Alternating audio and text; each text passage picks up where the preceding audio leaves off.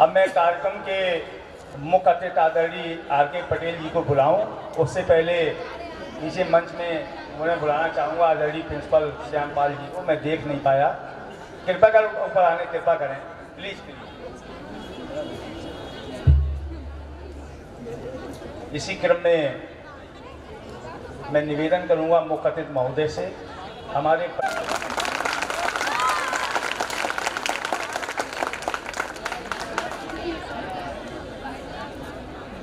आचार्य जी भी हाथ लगा दें थोड़ा सा।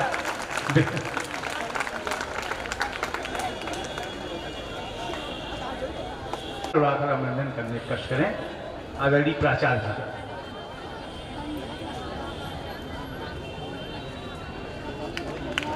कामतानाथ के पवित्र क्षेत्र से हमारे बीच कल रात को 1:30 बजे अवतरण यात्रा करके आए आदरणीय बड़े भाई, क्या कहें, मेरे पास शब्द नहीं है।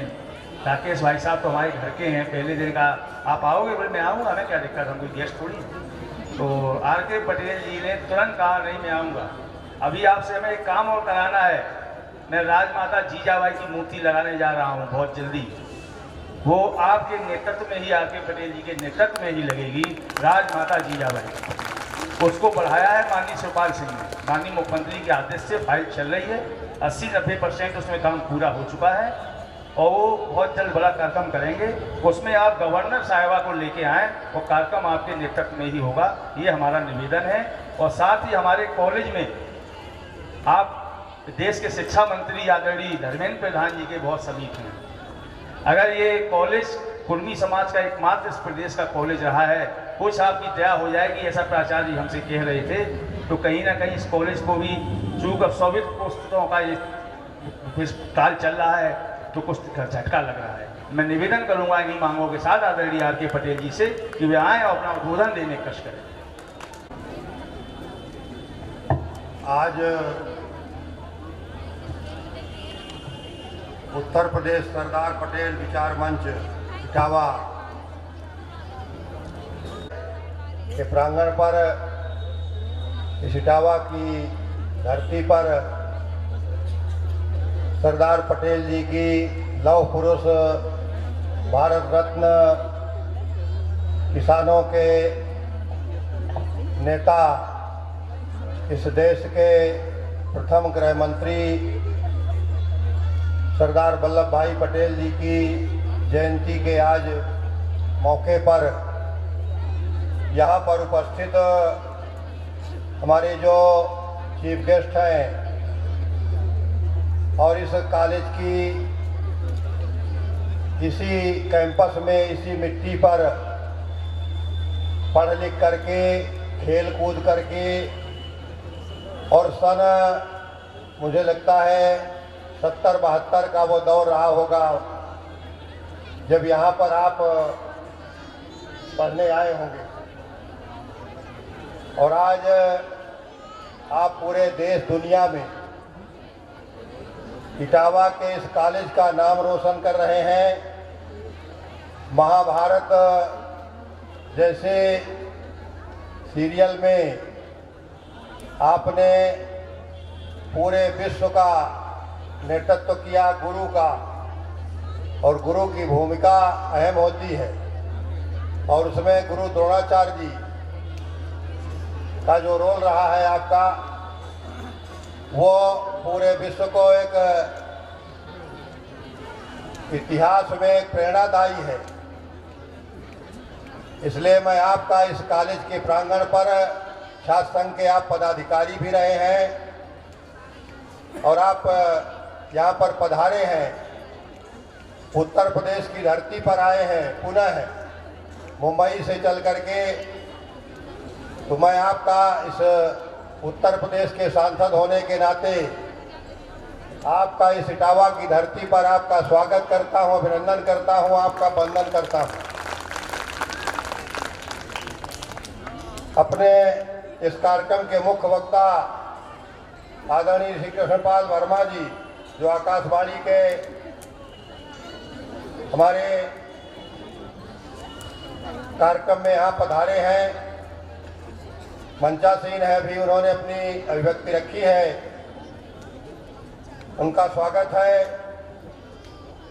आदरणीय पूर्व एमएलसी साहब राकेश यादव जी, जो इसी कॉलेज के छात्र संघ के अध्यक्ष रहे, पदाधिकारी रहे, अभी अपनी बात कहे हैं, मंच पर विराजमान हैं।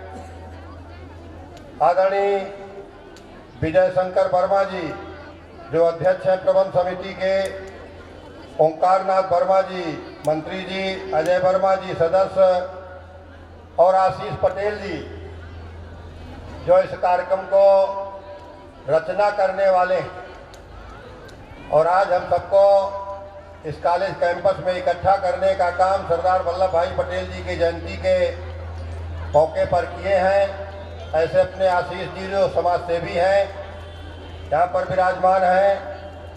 सम्मानित धर्मवीर यादव जी, महेंद्र सिंह जी, प्राचार्य के कॉलेज के श्री प्रकाश वर्मा जी, मंत्री अतुल वर्मा जी, दीपक वर्मा जी, सचिन वर्मा जी, तरुण वर्मा जी, कमलापति वर्मा जी, आलोक पटेल जी, प्रवीण पटेल जी और सभी साथीगण जो इस कार्यक्रम की अध्यक्षता इस कॉलेज के प्राचार्य जी, वर्तमान प्राचार्य डॉक्टर महेंद्र सिंह जी कर रहे हैं, और उपस्थित सभी मंचासीन सभी अतिथिगण, सामने बैठे मेरे सभी इस कॉलेज के सभी प्रवक्ता, सभी शिक्षक, सभी अभिभावक और सभी आए हुए भाइयों बहनों, कॉलेज के मेरे छात्र छात्राओं, पत्रकार बंधुओं, अधिकारी कर्मचारी, जो भी बुद्धिजीवी साथी यहाँ उपस्थित आए हैं, मैं सरदार पटेल जी की जन्म जयंती के 147वीं जयंती 170 है, 47वीं है, 147 1875 में पैदा हुई। अब जोड़ लीजिएगा, हो सकता है मुझे कंफ्यूजन हो रहा है। 147वीं जयंती के मौके पर 1875 में उनका जन्म हुआ, और आज हम उनकी जन्म जयंती मनाते हैं। तो ऐसे जयंती के मौके पर मैं आप सबका अभिवादन करता हूं। माताएं बहनें पीछे बैठी हैं, उनको भी सादर प्रणाम करता हूं, क्योंकि और आज एक महान नेता हमारे बीच में नहीं है, जो इसी कॉलेज में पढ़े भले पढ़े, इसी मिट्टी के लाल, जिन्होंने अपनी ख्याति पूरे देश में एक राजनेता के रूप में कायम की। एक गांव के किसान के बेटे से, जैसे सरदार वल्लभ भाई पटेल एक गांव के किसान परिवार से निकले थे, वैसे ही इसी मिट्टी से आदरणीय मुलायम सिंह यादव जी आज हमारे बीच में नहीं हैं। वो निकल करके और संघर्ष करके उस मुकाम को हासिल करने का काम किया। देश के गृह मंत्री पद को, देश के सारी रक्षा मंत्री पद को सुशोभित करने का काम किया, और उत्तर प्रदेश के कई बार मुख्यमंत्री रहे। और उन्होंने वो 9 अगस्त 90 का दिन हमें याद है, जब देश के प्रधानमंत्री आदरणीय वीपी सिंह जी रहे। और आज देश में और प्रदेश में यदि ओबीसी के लोगों को मंडल कमीशन रिपोर्ट लागू करके रिजर्वेशन में भागीदारी देने का काम किसी ने किया है, तो देश में वीपी सिंह जी ने 9 अगस्त 90 को और उत्तर प्रदेश में 27% हूबहू लागू करने का काम आज स्वर्गीय मुलायम सिंह यादव जी हमारे बीच में नहीं है, उन्होंने किया। ऐसी शख्सियत को मैं आज श्रद्धा सुमन अर्पित करता हूं, नमन करता हूं, वंदन करता हूं। क्योंकि सरदार वल्लभ भाई पटेल जी का जन्म जयंती का कार्यक्रम है, सरदार वल्लभ भाई पटेल जी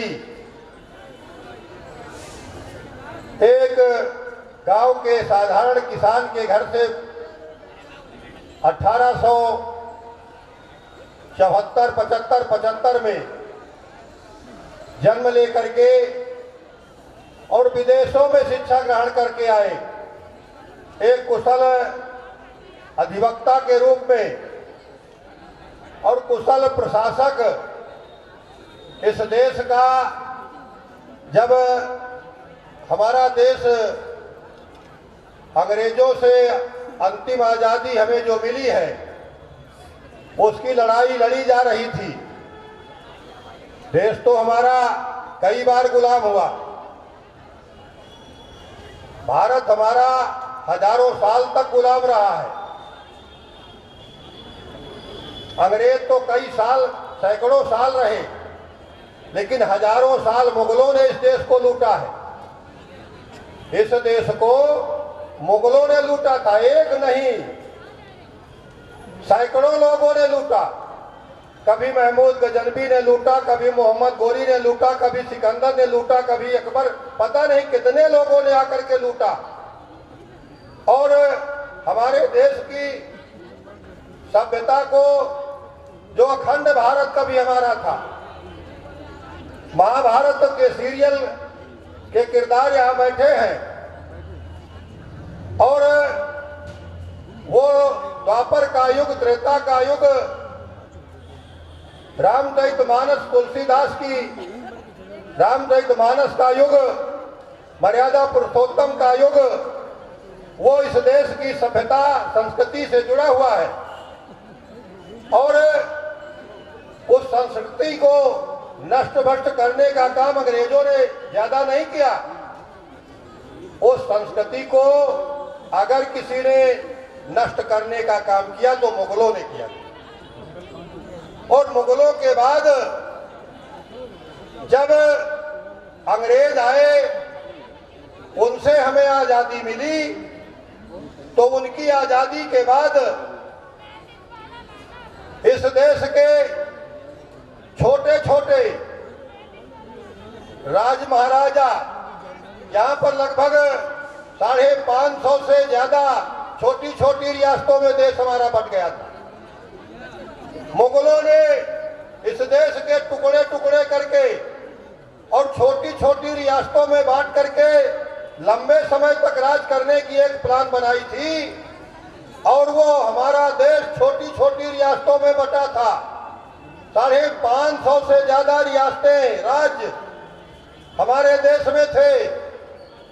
और जब देश आजाद हो गया, आजाद होने की स्थिति में आया, तो वो राजे महाराजाओं को कह दिया गया कि आप चाहो तो अपना स्वतंत्र देश बना लो, आप स्वतंत्र हो। बहुत सारे राजे महाराजे अखंड भारत को एक नहीं होने देना चाहते थे, चाहे पूर्वी पाकिस्तान हो, चाहे हमारा पश्चिमी पाकिस्तान, और चाहे भारत का यह हिस्सा अखंड भारत था। और इस अखंड भारत को टुकड़ों टुकड़ों में बांटने के लिए राजे महाराजे तैयार थे। चाहे निजाम हैदराबाद हो, चाहे राजा हरि सिंह कश्मीर के राजा हो, वो इस अखंड भारत को एक नहीं होने देना चाहते थे। वो अपना अलग से राज्य, अपना अलग से देश, अपना अलग से शासन चलाने की उनकी सोच थी। सरदार वल्लभ भाई पटेल जी प्रथम गृह मंत्री बने और उनको ये जुम्मा सौंपा गया।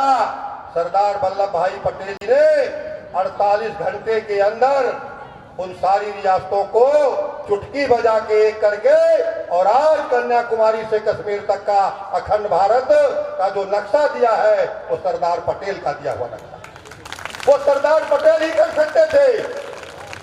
उस देश के तत्कालीन प्रधानमंत्री ये नहीं कर सकते थे। और प्रधानमंत्री बनने के लिए भी उनके पास वो वोट क्षमता नहीं थी। वो तो महात्मा गांधी जी ने झोली फैला करके वोट मिले सरदार पटेल को प्रधानमंत्री बनाने के लिए, झोली फैला करके प्रधानमंत्री पंडित जवाहरलाल नेहरू को बनाने का काम किया। वो भी इतिहास है हमारा। तो सरदार पटेल जी ने इस अखंड भारत का सपना संजोया। अखंड भारत तो बना, लेकिन कुछ लोगों ने इस अखंड भारत को फिर टुकड़े करके पाकिस्तान पूर्वी और पश्चिमी बना दिया। ये उसी समय सरदार वल्लभ भाई पटेल इसके लिए तैयार नहीं थे, लेकिन बहुमत उस समय प्रधानमंत्री के हाथ में था और उस देश के फिर दो टुकड़े हो गए। और वो एक टुकड़ा हमारा कश्मीर का धारा 370 लागू करके आजादी के 68 साल 70 साल तक उस कश्मीर को टुकड़े को भी हमारा भारत का अभिन्न अंग नहीं माना गया, जिसके लिए सरदार पटेल जी के न रहने के बाद श्यामा प्रसाद मुखर्जी जी ने आंदोलन खड़ा किया और कांग्रेस के मंत्री रहते हुए श्यामा प्रसाद मुखर्जी जी सरकार से अलग हुए और आंदोलन खड़ा करके उन्होंने कहा कि कश्मीर हमारा अभिन्न अंग है, कश्मीर में भी हम तिरंगा अपना लहराएंगे। और तिरंगा लहराने के लिए वो कश्मीर में गए और वहीं शहीद हो गए श्यामा प्रसाद मुखर्जी।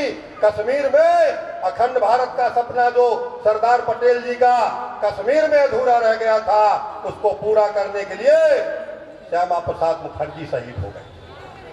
लेकिन उसके बाद भी वो सपना पूरा नहीं हुआ।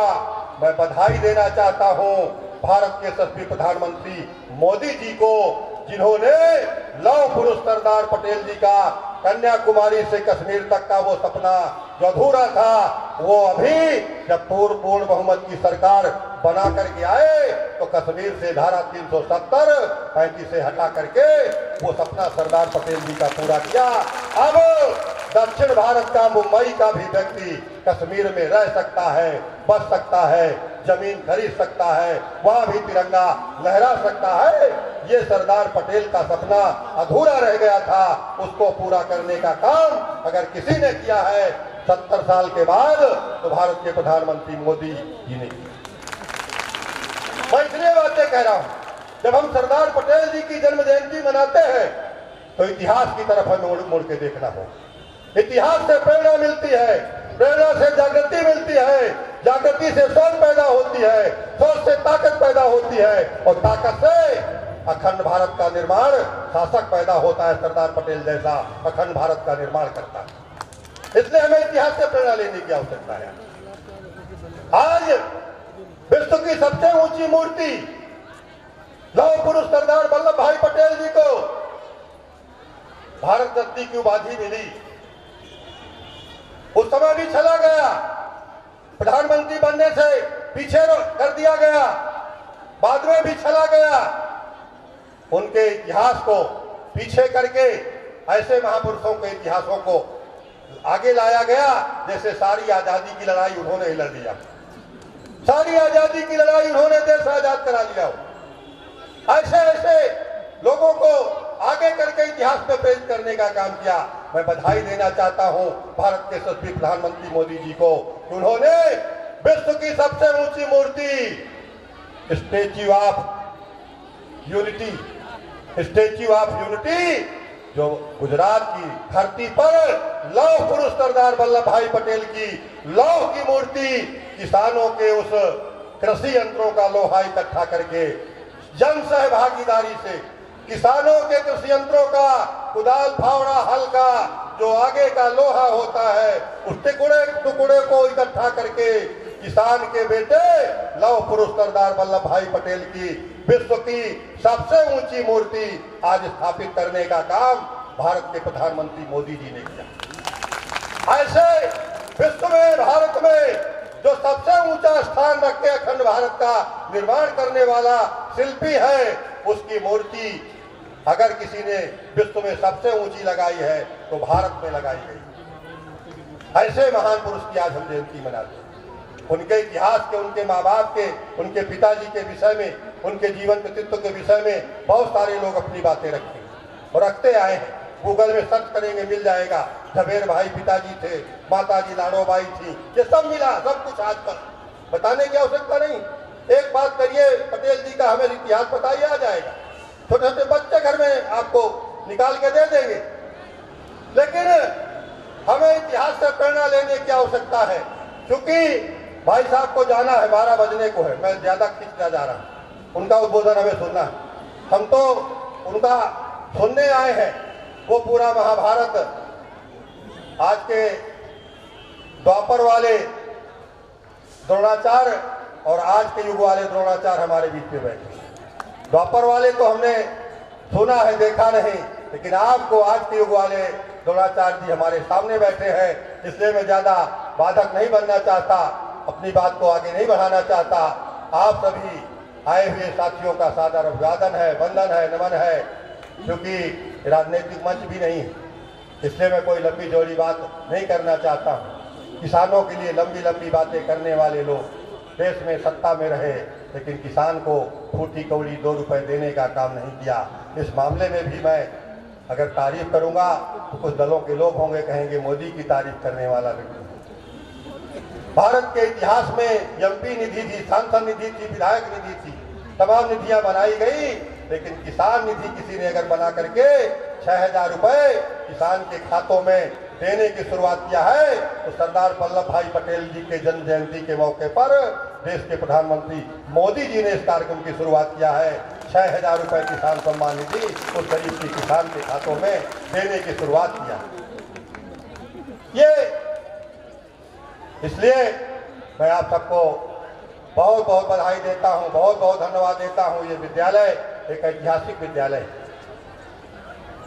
अभी आशीष जी ने कहा है, धर्मेंद्र प्रधान जी शिक्षा मंत्री हैं और विशेषकर जिस तरफ उनका इशारा है कि कुर्मी समाज से है, कुर्मी समाज से ताल्लुक रखते हैं वो, इसलिए उनका बार बार इशारा है कि ये समाज का कॉलेज रहा है।